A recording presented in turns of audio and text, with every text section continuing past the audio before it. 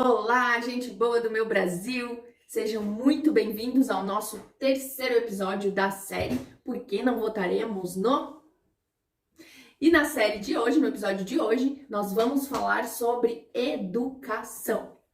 Educação, algo importantíssimo para as nossas vidas, que faz total diferença, na nossa história, no nosso crescimento, no nosso desenvolvimento.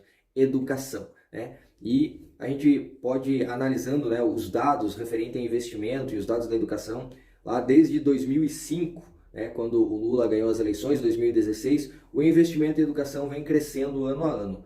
Em números redondos, assim, em 2006 houve um investimento de 40 bilhões na educação, e o ano de 2016, que foi o ano que a Dilma foi impeachmentada, o investimento em educação foi de 135 bilhões, mais que triplicou o investimento. Porém, isso não se reflete nos resultados na nossa educação.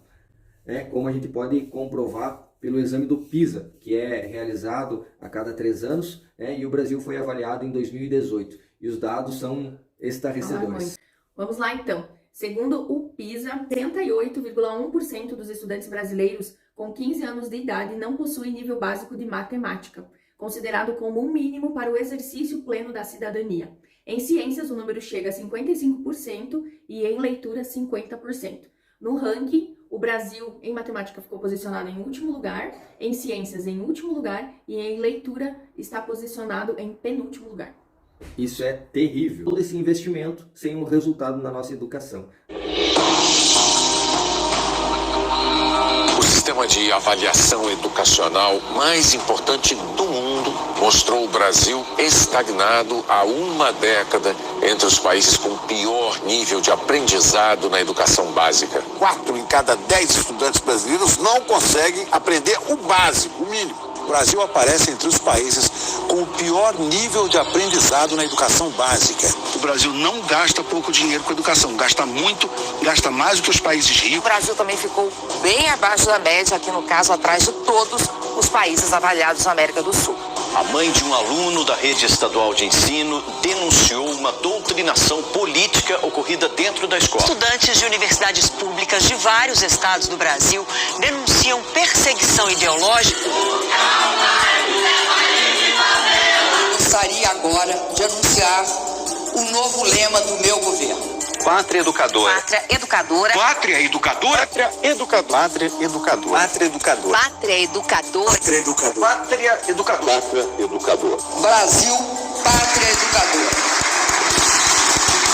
Estamos dizendo que a educação será a prioridade das prioridades.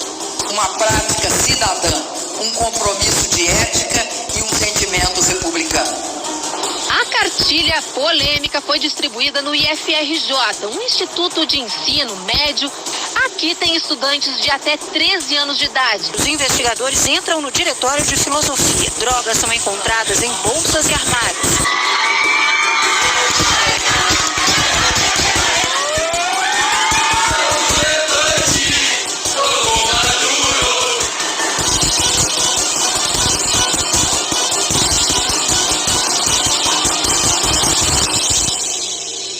Isso é devido à base da nossa educação. Hoje, o modelo de ensino da nossa educação é baseado em Paulo Freire. Paulo Freire foi chamado o patrono da educação brasileira, e ele tem uma visão doutrinadora para a educação. Ele diz claramente em seus livros, o livro Pedagogia do Oprimido, ele fala claramente sobre a visão política da sala de aula.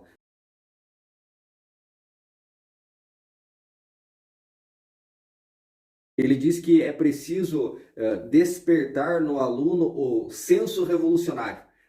E essa visão doutrinadora, ela se implantou na nossa educação brasileira. Essa visão de que o aluno ele é oprimido e que ele precisa ser levado a ter senso crítico antes mesmo de ter uma boa leitura, saber ler e escrever corretamente. Como que uma criança, sem saber ler e escrever corretamente, sem saber ter uma boa interpretação de um texto, vai desenvolver senso crítico? Hoje, uma professora em sala de aula é instruída a não corrigir um aluno para a série mais avançada, numa 5ª série, ele não consiga ler corretamente. A instrução dada aos nossos professores é que ele não deve ser corrigido, porque senão ele vai ser envergonhado, vai se sentir oprimido, Exato, a visão de vitimismo que a esquerda traz para a nossa sociedade. Não corrija o aluno, professor, porque ele vai se sentir oprimido. E ele não pode, vai traumatizar. Os alunos não podem mais ser reprovados, né? Os professores eles têm que fazer manobras e dar um jeito, e o aluno ele tem que passar. Os primeiros anos de ensino, os alunos eles não podem ser reprovados. Isso é terrível para a nossa educação. Outro grande problema é a inversão aonde foi esse investimento. A grande maioria, né, a maior parte desse investimento foi dado nas universidades e não no ensino básico. Então, imagina, com 15 anos, esses alunos, eles não sabem, né? 68% deles não têm proficiência em matemática, não conseguem fazer um cálculo matemático, não conseguem ler corretamente, e eles entram numa faculdade sem nem saber fazer um cálculo correto, uma leitura correta, e daí o que acontece lá? Acontece uma doutrinação, na sua grande maioria, né?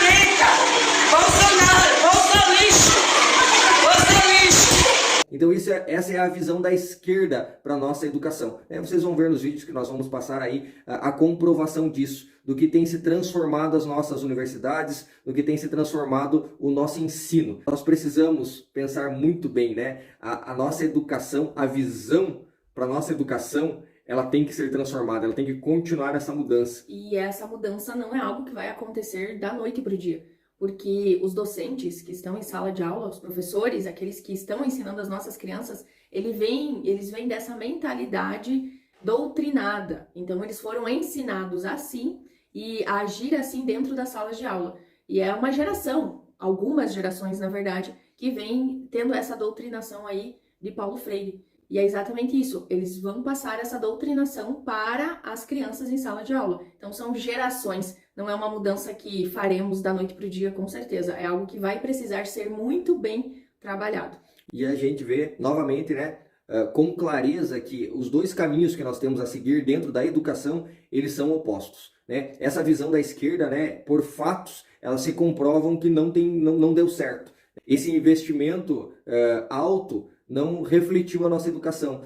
Por quê? Porque ela foi investida no lugar errado. Nós precisamos investir na nossa educação de base, lá dos primeiros anos, né? As crianças devem ser bem formadas, bem instruídas. Já diz o nome, ensino fundamental. Isso aí, investir lá e mudar essa metodologia de ensino, essa modo, né, de ensinar, essa visão de educação, ela precisa continuar sendo mudada. Você não está simplesmente escolhendo mais um presidente, você está escolhendo para qual caminho a nossa nação vai seguir, qual que é a visão da nossa nação. Ela vai ser uma visão socialista comunista, uma visão incorreta de educação, uma metodologia de ensino doutrinadora, politizadora, né, que não tem como visão o crescimento, o aprendizado em si, né, mas formar militantes, ou a visão liberal, a visão, né, capitalista, democrática da educação. Vai continuar nesse caminho da prosperidade, nesse caminho para caminharmos para termos uma boa educação,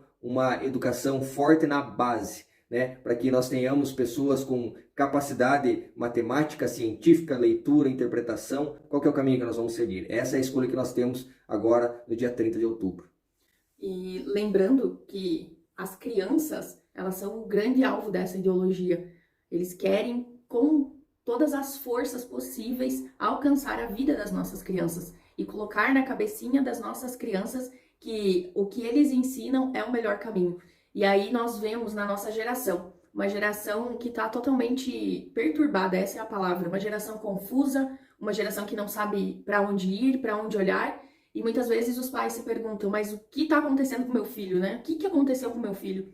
E a escola pode ser uma dessas respostas, justamente por essa visão tão ideológica que é trabalhada dentro das escolas, as crianças muitas vezes têm se perdido em seus caminhos. E a escola, na verdade, ela está aí para o quê? Qual é o papel da escola? Instruir, ensinar a criança, ensinar a questão acadêmica para a criança, ensinar a criança a ler bem. Então, esse é o verdadeiro papel da escola. Por isso, nós precisamos cuidar para quem nós vamos dar o poder de decisão da educação das nossas crianças. Porque nós estamos falando não só de agora, mas nós estamos falando de uma geração que vai assumir o nosso país, que vai estar à frente do nosso país daqui a 5 anos, daqui a 10 anos, daqui a 20 anos. Por isso nós precisamos pensar. O voto que nós vamos dar para alguém nessas eleições, ele não é somente para agora, mas ele vai refletir em toda uma geração. Quando nós pensamos em escola, quando nós pensamos em educação, nós temos que pensar nisso. Gerações. Não é só para a gente, não é só para agora, mas é para o futuro. Estaremos ainda colhendo as consequências da escolha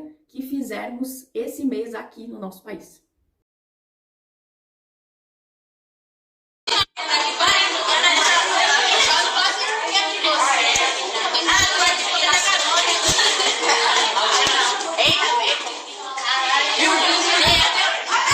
Ouviram falar em masturbação?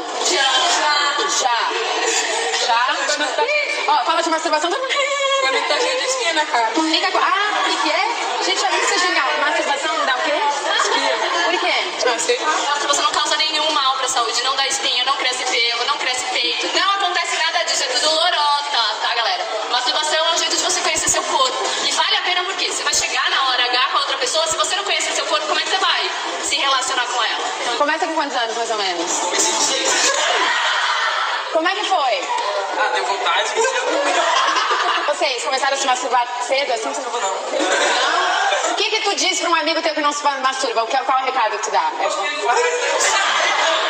E menina também se masturba, porque gostoso e é legal.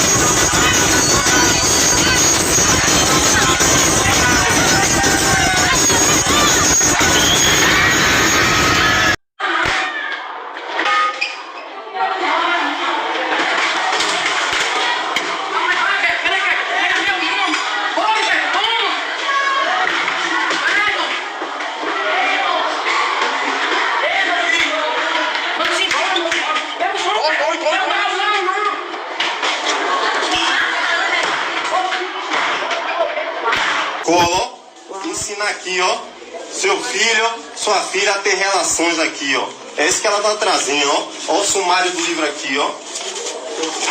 Ó, é isso aqui, sobre isso aqui que se trata, ó. Ó, pode filmar minha cara mesmo, agora filme a sua também. A minha vai, com certeza. Pra idade dessa, eu achei pesado. Muito pesado.